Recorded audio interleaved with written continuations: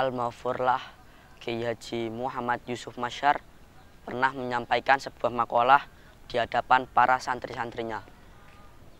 Bunyi makalahnya ialah, jangan sampai mengaji itu karena ingin dapat banyak hafalannya, tetapi mengaji itu karena ingin baik dan benar dari segi bacaannya maupun hafalannya, supaya kualitasnya terjaga. Semoga kita dapat meneladani ajaran beliau. Amin.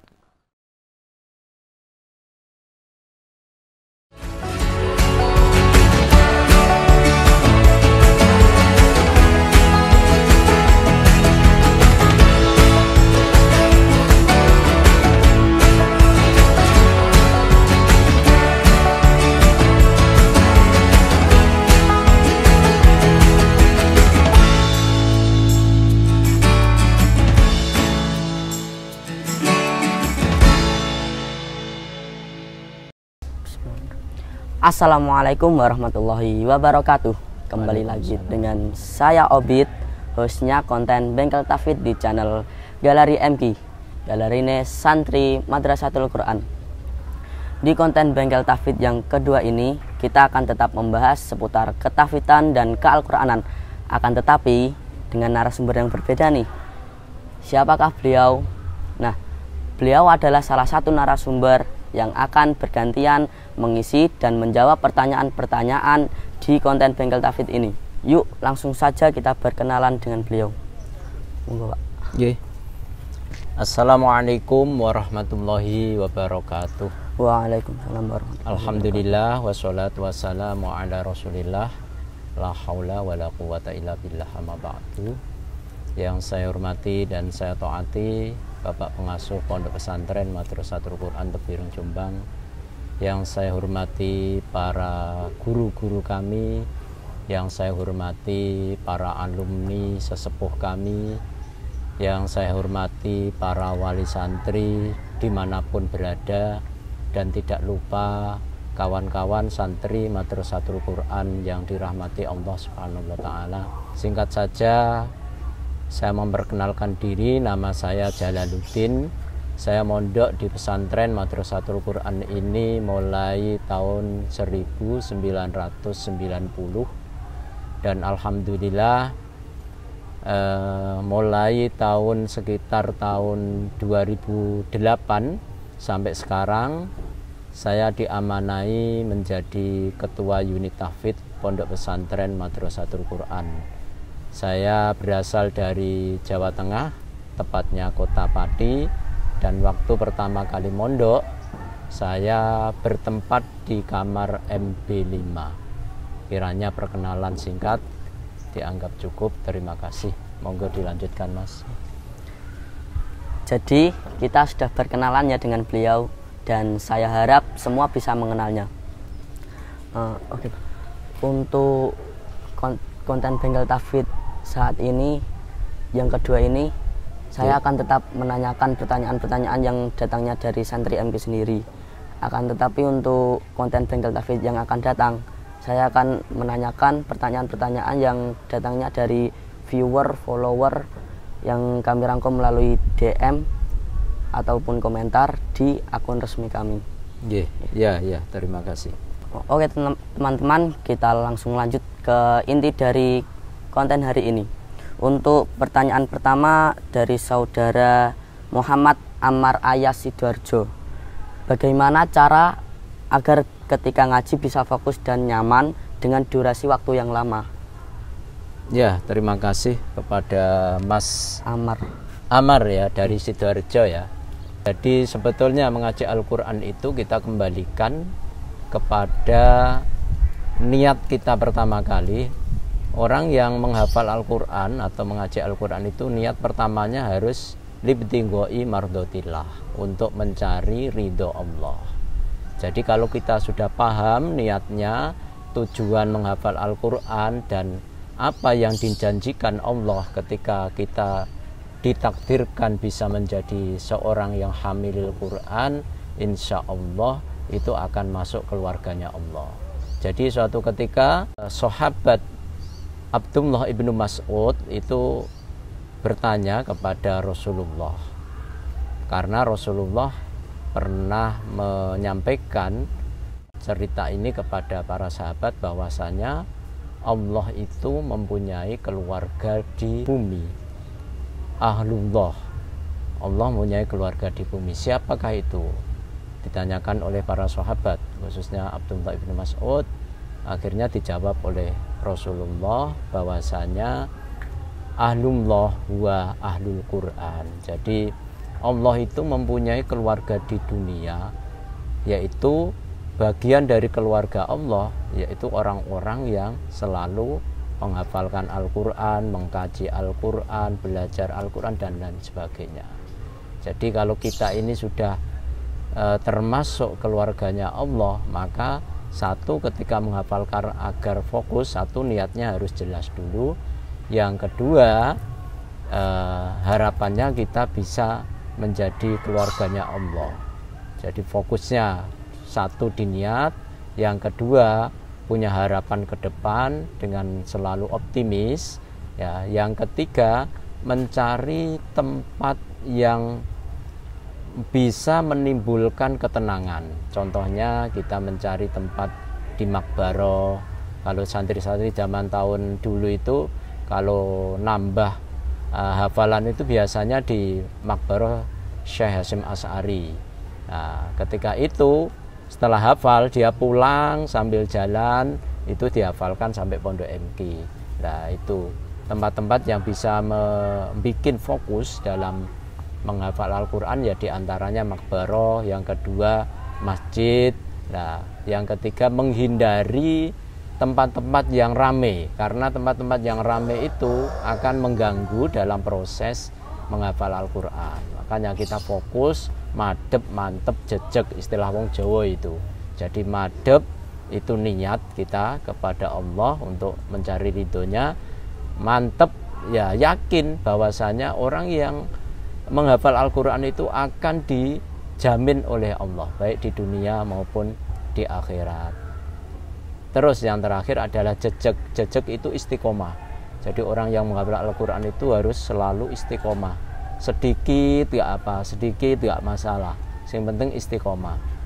Dalam makalah itu dikatakan bahwasanya al-istiqomatu khairum min alfi karomah.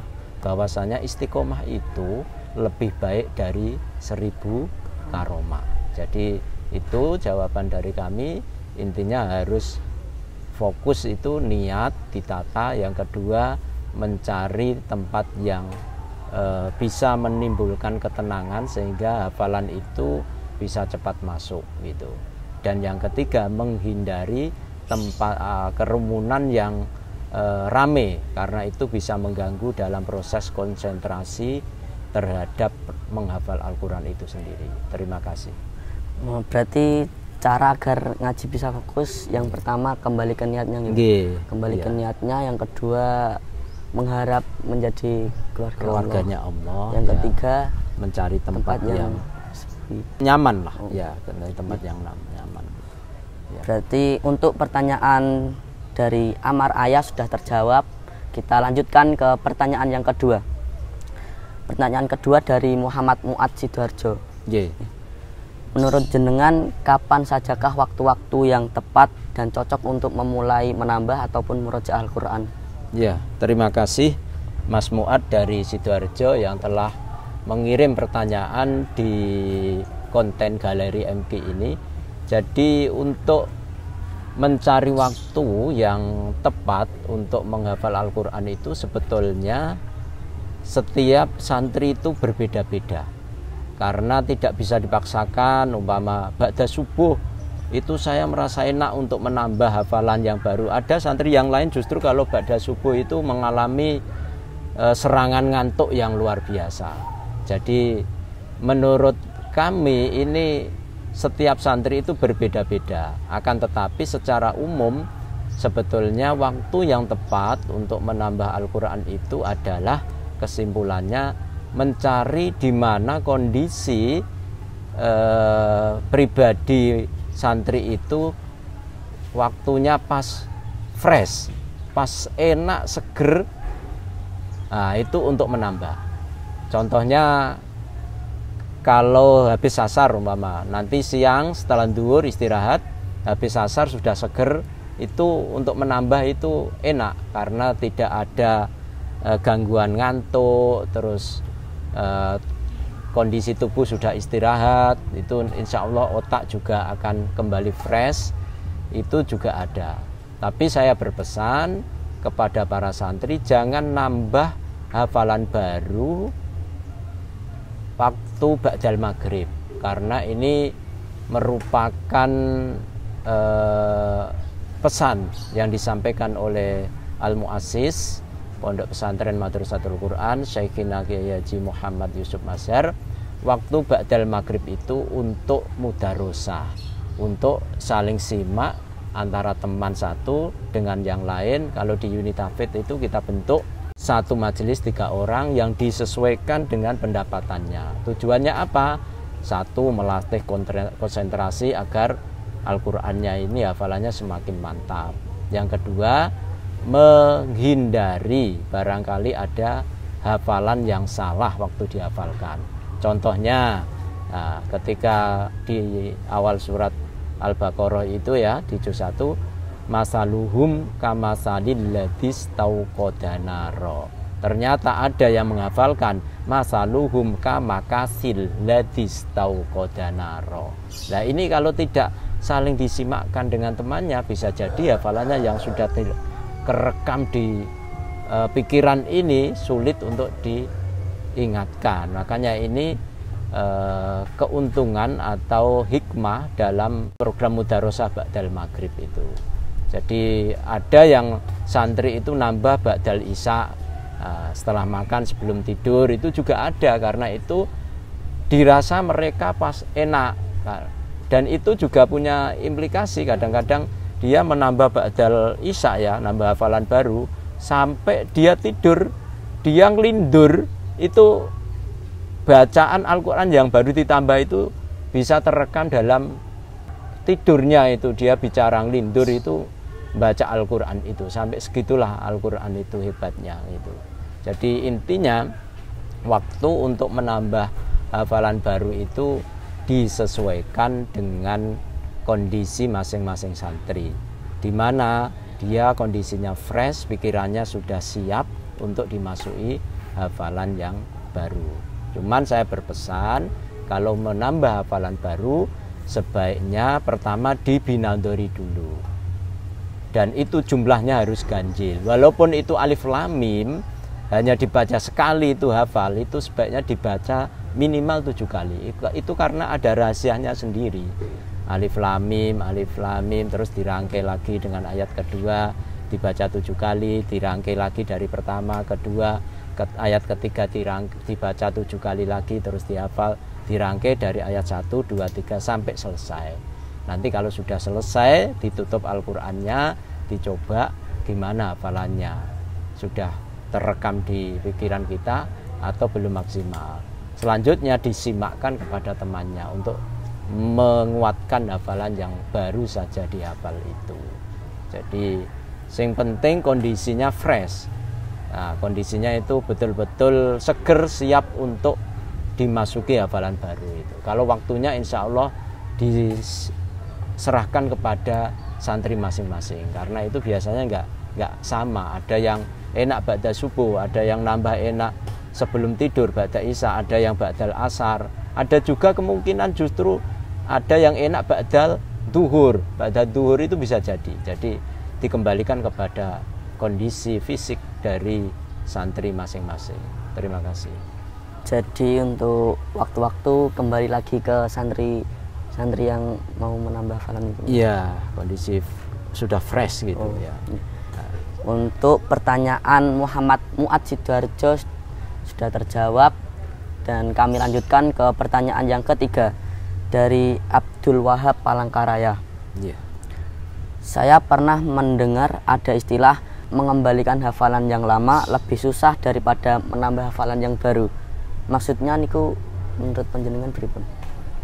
Ya, terima kasih pertanyaan dari Mas Abdul Wahab dari Palangkaraya. Insya Allah Palangkaraya ini Kalimantan ya. Jadi dari luar Jawa menanyakan tentang mengembalikan hafalan yang sudah pernah dihafal itu ternyata lebih sulit daripada menambah hafalan baru, gitu ya Mas ya. Ya, terima kasih. Itu memang benar, itu bukan bahasa di TV, itu bukan mitos atau fakta atau mitos itu gitu. Itu fakta, itu bukan mitos itu ya. Jadi itu fakta. Karena apa? Secara psikologis orang yang nambah hafalan baru itu lebih semangat secara psikologis, karena dia ada harapan cepat khatam, semangat dia cepat khatam itu, biar cepat khatam, segera nambah, segera nambah, segera nambah gitu. Itu secara psikologis memang dibenarkan. Nah terus hafalan yang sudah dihafalkan ternyata itu untuk mengembalikan itu ternyata sulit. Ya memang benar. Karena apa? Karena sudah pernah dihafal. Dia tidak ada harapan untuk ada tambahan baru karena sudah khatam barangkali semacam itu. Makanya di pesantren Madrasatul Quran itu tidak mengikuti pola cepat khatam, tapi mensinergikan tawazun ya, bagaimana antara tambahan baru dengan tambahan lama, antara ziyadah dan murojaah itu saling berkesinambungan. Nah, sama-sama lancar gitu. Karena apa? Ini menjadi beban yang sangat serius bagi orang yang sudah hafid Al-Quran, sudah wisuda, ternyata mohon maaf Al-Qurannya nggak jalan. Ini menjadi beban, apalagi sudah diketahui masyarakat banyak, oh sudah wisuda, ternyata disuruh deresan nggak begitu jalan Al-Qurannya. Ini kan repot itu ya. Jadi di Madrasatul Quran itu diantaranya syarat untuk bisa wisuda hafid itu adalah tasmi. Pengalaman para santri menyiapkan tasmi itu lebih berat daripada menambah hafalan baru. Tujuannya apa? Dengan adanya tasmi ini diberlakukan mulai tahun 1996 ketika saya wisuda hafid. Ketua unit tahfidnya pada waktu itu almarhum almaghfurlah Ustadz Kyai Haji Imam Sofwan dari Blitar. Nah itu pertama kali adanya tasmi. Insya Allah kalau santri ini sudah melalui persyaratan tasmi, Al-Qur'annya ini ya lumayan lah bisa jalan lah, walaupun belum maksimal betul, karena unit tahfidz juga mengeluarkan program tasmi itu yang nyimak juga dari teman-teman santri yang sudah diwisuda, kakak-kakaknya, dan itu penyimaknya ditentukan oleh pengurus unit tahfidz. Tidak boleh milih sendiri.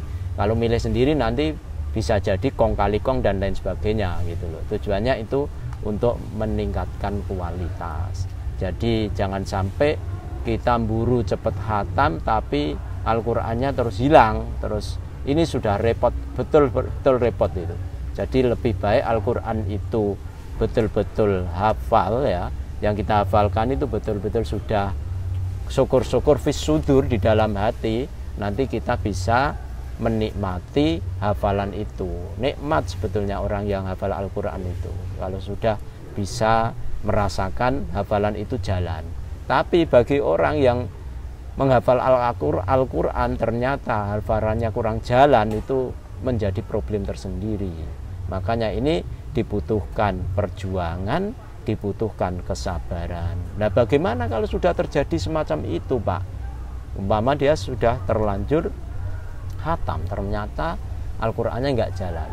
Mau tidak mau ya harus kita ulangi pelan-pelan lagi, semampunya disetorkan kepada gurunya semampunya, sehingga nanti yang bersangkutan ini bisa merasakan nikmatnya orang yang hafal Al-Quran itu.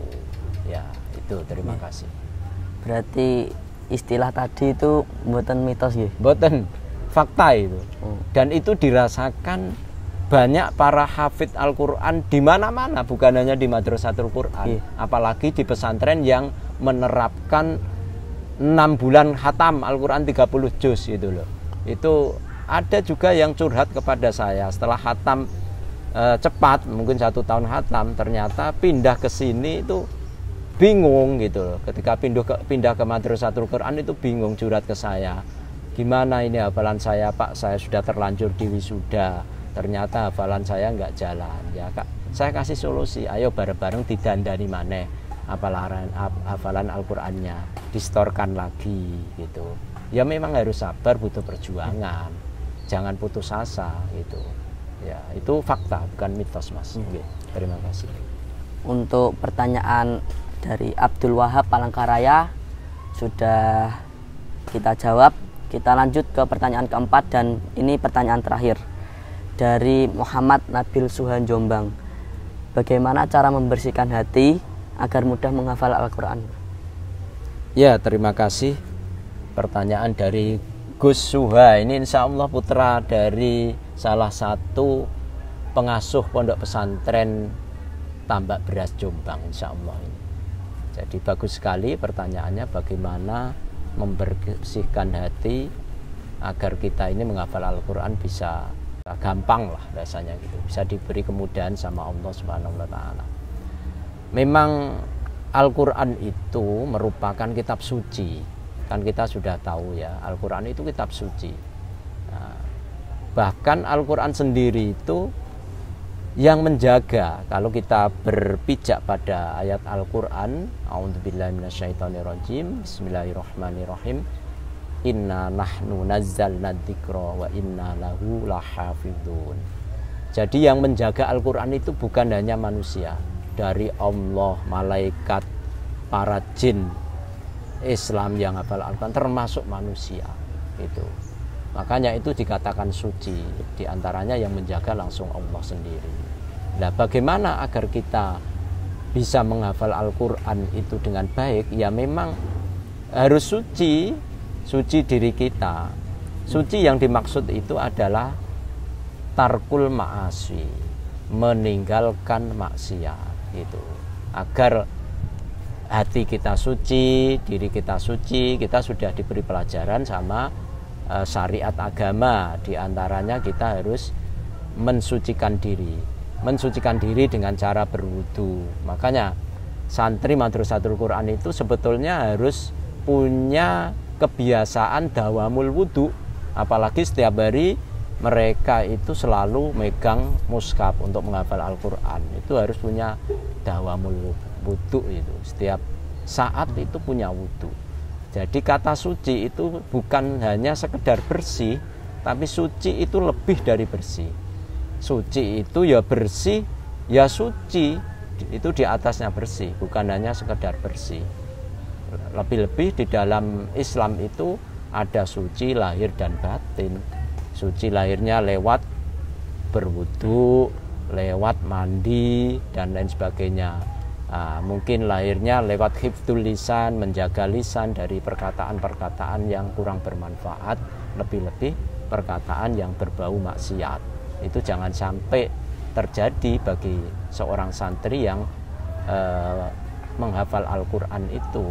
Jadi harus betul-betul hati-hati, tarkul ma'asi, jadi meninggalkan sekecil apapun yang itu mengandung maksiat itu. Karena nanti kalau hati ini sudah suci, sudah bersih, jadi cahaya yang akan ditransfer ke hati kita itu gampang diterima. Karena al-ilmu itu nurun, ilmu itu adalah cahaya. Cahaya itu kalau cahayanya Al-Quran tambah bening, tambah bersih. Makanya ini dibutuhkan orang yang menghafal Al-Quran itu harus hatinya bersih, suci. Makanya itu harus dilatih. Latihannya bagaimana? Kalau memang tidak bisa bicara yang baik, ya wirid aja. Wirid yang dipesankan kepada santri di Madrasatul Quran itu diantaranya ya sholawat, dzikir gitu. Kalau sholawat kan kita baca yang rutin itu sholawat kulal maksud itu kita baca habis isya 9 kali. Kalau malam Jumat itu 99 kali. Kalau sholawat burdah kita baca ba'dal maghrib dan ba'da subuh, kan gitu. Itu wiritan sebetulnya itu. Jadi kalau nganggur-nganggur, kalau nggak deres Al-Quran ya baca sholawat. Ya terserah mau baca sholawat yang pendek ya monggo, shollallahu ala Muhammad, shollallahu ala Muhammad, atau sholawat yang lain, itu lebih baik. Sehingga kita sudah terbiasa dalam kehidupan kita ini, dzikir sirri maupun dzikir jahir itu selalu kontinu. Ya, terima kasih Mas, itu mungkin jawaban dari saya. Matur nuwun Bah, semoga sehat selalu dalam lindungan Allah. Amin. Terima kasih. Dan sabar untuk membimbing kami ini. Insya Allah. Ya, mohon doa restu. Jadi terakhir saya sampaikan kepada para pemirsa, barangkali ada jawaban saya yang kurang tepat atau tidak memuaskan, saya mohon arahan atau tambahan dari guru-guru kami untuk menyempurnakan jawaban yang telah saya sampaikan. Semoga apa yang saya sampaikan membawa manfaat, barokah fitini wa dunya hatal akhirah, khususnya untuk pribadi saya sendiri dan umumnya kepada teman-teman kami sesama santri Madrasatul Quran Tebireng Jombang. Gitu. Ya. Kiranya cukup dari kami. Wallahu muwaffiq ila aqwamit thariq.